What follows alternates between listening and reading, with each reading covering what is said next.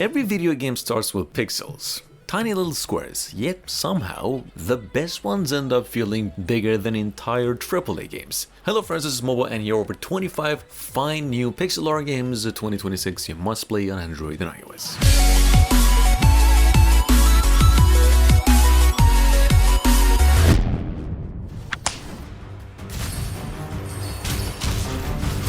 So first of all, more like an honorable mention. Foregone Mobile feels like Dead Cells and old school Prince of Persia got trapped inside a sci-fi.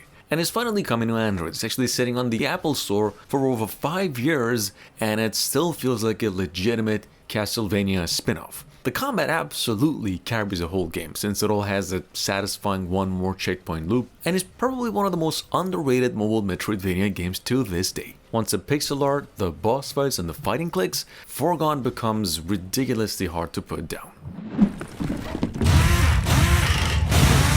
This actually took a good year to make its way around here, but if you've got a Crunchyroll membership, it's disappointing I know, you can play it for free. And maybe you should, because Pepper Grinder is a kind of game where you can tell the developers built the movement first and then built everything else around that idea and how good it feels.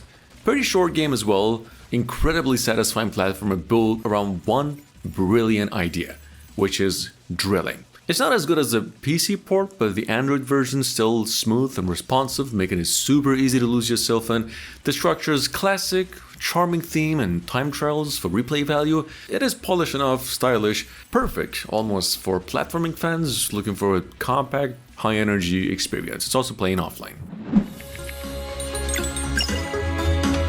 Sea of Stars, basically pretty much the same game people fell in love with a few years ago. It's just now squeezed on your phone or surprisingly well. Visually, it's still ridiculous in the best way, like pixel art that feels alive, lightings that actually matter, and a day-to-night cycle still really hits hard. In fact, the soundtrack is doing almost emotional damage, so to speak. Not to mention the save system's a big win. You can jump out anytime and not lose your sanity. Only real downside is that the DLC is not included, which stings, but overall though it's one of those rare mobile RPG ports that actually really feels premium. No, guys, Drova is definitely one for old school players. It's an RPG, classic, that doesn't play around. Like, here's the keywords for this game: grim, Celtic, harsh, brutal, and you're just thrown in as a basic nobody. And from what the game expects you to fully earn everything and fight. You're constantly learning, adapting, surviving off what you can figure out, find in the world. Combat is another big thing. It is not just button pushing, it's flow based and it's pretty hard. Just more of that old school RPG with modern depth. Highly recommended if you're rooting for a rather difficult RPG classic. Quick honorable mention for those of you who missed it, Mad King Redemption just dropped its official PC version, and now this game is legitimately a riot. It feels like Dead Cells and Hades had a pixel art baby and decided to throw a beat 'em up vibe into the mix. Anyway, the real hook is it's actually confirmed for mobile now. The full release is hitting consoles and mobile later on in the year, and developers just came up with another trailer for it in case you missed it. This game will take you down $7. Headshot ZD is locked in on one thing, which is clean, crispy headshots that just snap. This game's built around that simple idea. Everything else in the game just orbits around that feeling. You're lining up shots, chaining skills, watching numbers explode while the screen keeps throwing bodies at you. It's got that arcade pulse like you're chasing your own high score every run.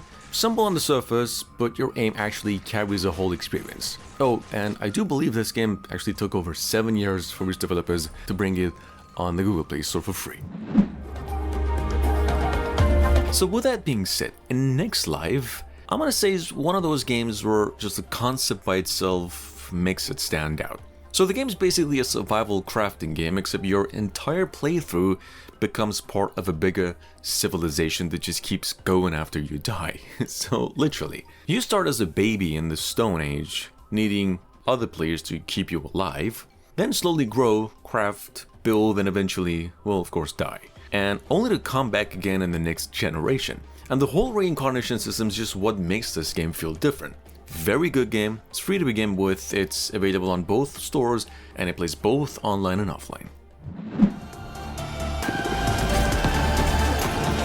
On another hand, we have the game Ball X Pits, fun in Android and iOS, and it's honestly a absolute thrill ride, this game. It's Rogue meets Brick Breaker and Bullet Hell, all layered with base building and loot hunting. Pretty intense, smart, fast-paced, every run feels different, with new treasures, characters, and of course balls to unlock, keeping you constantly engaged. The controls are tight, action never slows, the game sort of nails the just one more run feeling to it, and offline mode means you can dive in anywhere without any compromise. Check it out if you want a game that's strategic and chaotic. Well, Ball Pits is almost a no-brainer. Dungeon Slasher, on the other hand, is a kind of roguelike that immediately grabs you by the throat if you're just simply into pixel art games. It's a side-scrolling dungeon crawler where every run becomes an experiment of mixing characters, skills, artifacts, and weapons together to see what absurd combination accidentally breaks the game next. Like, one build is you flying through the enemies like a maniac. The next is you getting folded, absolutely demolished by the first boss because you just felt too confident with it. Anyway, the replay value is kind of the whole addictive loop here. It's got different modes, tons of synergy, bosses, and old school arcade all written over it. Born Again Online, or rather just Born Again, feels like an MMO somebody dug out of a forgotten hard drive and secretly upgraded with roguelike insanity into it. It's a pixel art action MMO where death actually matters because once a character dies, that's it. Gone. Back to level 1. No checkpoints, no mercy, no continue. And weirdly, that's exactly what makes this game a little bit of masochistically addictive. The combat's pretty messy, built around just getting wrecked if you play stupid. It is, of course, frustrating sometimes, but surviving and Born Again feels genuinely earned. It's a free game, but 200 megabytes in total. Filled with determination to fight both foreign... Beholder Conductor is, in fact, the same old Beholder game, the original surveillance game on PC, and it's now ported to Android and iOS. And this one's actually set on a train where you're just checking on passengers, making calls, deciding who gets reported or protected, and that same routine, just less about action and more about thinking, paying attention to dialogue, and planning moves. It's not a hard game, but the strategy and the atmosphere do carry it. If you like the original vibe, this is a cleaner, more focused version on that. Astro Party X is probably one of the strangest space shooters that you'll ever play, because your ship can only turn one way. That's it. You shoot, turn, repeat. Real mayhem actually in this game comes from PvP, reflexes, and kind of knowing every shot counts while your opponent spins himself into oblivion. It's got some retro pixels, great sound, destructible environments. They all hit that sweet spot between nostalgic and frantic. Pretty short game, it's got a demo, gloriously unforgiving. It is free with ads with an optional unlock and playable offline for about $5.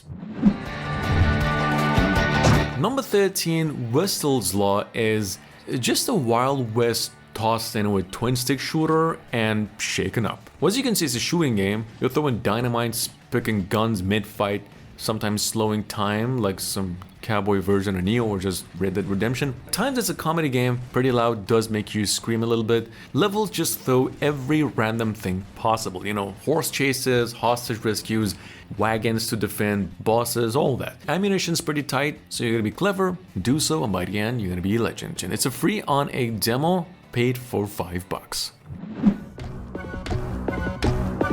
We've talked about Gambonanza, the game came out, and I gotta say, man, this game feels like chess got bored of being proper and decided to start cheating a little bit. It's turn-based, for sure, but you're stacking upgrades, bending the rules, pulling pieces out of nowhere like it's a card game, and it's got that, roguelike brain where every run snowballs differently. Suddenly you're doing stuff that would get you banned on real chess. You don't need to be smart either, just willing to experiment with different things. It's a pretty weird idea, but it actually works.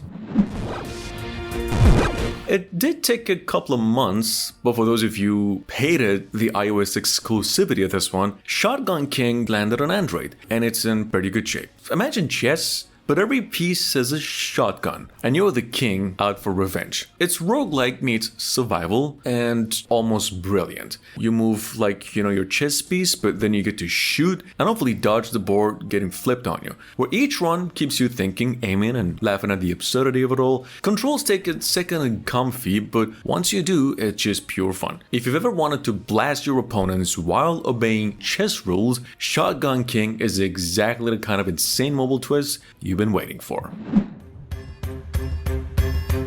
Down at number 16, we have Anvil Saga. It's a sim strategy game, but not about fighting wars, it's about supplying them. So you're running this blacksmith shop in the middle of a war, hammering out sword, taking orders, dealing with knights, outlaws, even these weird customers that bring drama with them, and every decision sticks with you. Who you help, who you ignore, it all comes back somewhere down the line. It's a pretty chill game on surface, but underneath there's a lot of pressure in different directions. So yeah, kind of cozy until it isn't. It's not a free game, but it does play offline as well. Voguing at number 17 is for anyone who's just tired of mobile Metroidvanias. I forgot the platforming part was a must. In fact, this game plays like it should. Movement's pretty tight, the combat's simple, deliberate, exploration's real focus. You land on an island out of nowhere, start pretty weak, slowly open the map by earning new abilities, no hand-holding, just paths, a little bit of story here and there, and your hard-earned skills and gears. There's optional challenges, hidden rooms, and upgrades. It's just all the good Metroidvania stuff, but there's a twist. The twist is it's not a free game, it's a $4.99 purchase. No ads, no nonsense. It also works with the controller. Pretty good game. I don't know, give this game's unofficial version a go and see if it's for you. Now, on another side, we've got the game Viking Hero, a tower defense classic, but not just any, where by day you're building a village, defenses, gathering resources, by night, grab a Viking hero and personally jump into the battles. That makes a tower defense, the base building, and light real-time strategy control actually makes you feel active instead of passive. And the roguelike perks, mean every run changes, new boosts, different builds, different strategies. If you like strategy games, but you don't want to just sit there watching, this one actually hits quite different. Going down to number 19, we have the number 1 most purchased strategy game of the month, believe it or not, and it's called Dungeon Within. Except here you're not the hero or anything like that. You are the problem. In fact, in Dungeon Within, you wake up as some half-forgotten Dark Lord, and instead of escaping dungeons, you're building one. Setting traps, placing rooms, stacking monsters, basically designing a place no one should survive. It's strategy, mayhem, and a bit of evil creativity all mixed together. It's offline on both stores, comes in English as well, and takes you about $6. Highly recommend it. Now, with that being said, the case of Golden Idol returns after vanishing from Netflix, and thankfully it's still razor sharp. This is a murder mystery that trusts your brain, not, quiz markers per se. You examine crime scenes, connect motivations, timelines, and outcomes, then literally spell out the truth. It's also set across 50 years in a grim 18th century world. It's pretty dark, clever, and quite weirdly addictive as well. 2 cases are free, the rest unlock with 1 purchase. If you enjoy feeling smart, this one really delivers. Now, on another hand, we have Mix Monsters. Pretty cute game, plays simple, and suddenly, pretty casually, comes and hits you with one of the most unique RPG twists, where you're basically overpowered from the start of this game, and the mission is protecting the main character, Meg, because the second she panics and starts crying, it is just game over, literally. Pretty short game, story heavy, way more emotional than it had any intention to be in the first place. Starts pretty wholesome, ends up hitting hard. It's not about the grind, this one's just about the journey. And it's also got a free playable demo. Here's a JRPG that sort of hits. Well, Akuma Rise drops you as a demon with no memory, 3 princesses and a toe, and a world about to collapse. Okay, look, it's just classic turn-based combat, you know, skills, party customization to make every fight a little meaningful. You explore a story-driven fantasy realm, uncover lost memories, and strategize through the battles in the story. It's offline, satisfying, nostalgia and strategy wrapped in one demon-infested adventure. Unfortunately not for free, but for $10. Thanks for watching. Ashen Legacy came out with, and it's sitting on Android and iOS for free. The game's a pixel art RPG adventure that looks quite sharp, snappy, and fights definitely make you think on your feet. So you pick a class, learn your skills, and sent into a dark, ash-looking covered world that feels new. Since it's an online game, it's got gacha rewards that keep it spicy, exploration that keeps you wondering, and it's got amazing soundtracks. If you're into tight, action RPG, tiny little bit idle games that hit that just one more run energy, Ashen Legacy is a one hell of a killer way to spend your time. It's actually available now on Android and iOS. Number 20, we have the game Bed Heroes Quest, which feels like someone turned an entire childhood memory of old school RPGs into just one giant pixelated loop addiction. It screams classic internet era dungeon crawler energy, like random loop drops, weird pits, turn-based battles, guild raids, and just that constant one more dungeon trap that suddenly steals your whole evening. Anyway, the charm's honestly the biggest weapon here, and it knows exactly what kind of nostalgia it's targeting and fully commits to it as well. It's a free game, it's online, but 400 megabytes in total. And last but not least, maybe this is one of the better games of the list as well. I don't know why it had to be the last one, because Hike Northern Lights, I would say, is in fact a pretty weird game. And the reason being is it's a post-apocalyptic game, but it's meant to feel like a pretty relaxing and a cozy game. So you're driving around in a car with this witch with serious firepower and a friend, Rico. The witch is also, by the way, called Hike. And you're just blasting through mutants, spider giants, and other nonsense, and kind of a messy, but really fun if you don't overthink it kind of combat. Each witch plays differently, and swapping characters mid-fight keeps things fresh. And yeah, there's a lot of stuff to do, like life sim games. Cooking meals for buffs add a little strategic twist, and there's a lot of conversation and just a ton of charming little details. Anyway, the good thing is the game's actually free. Thanks for watching. I'll see you again soon.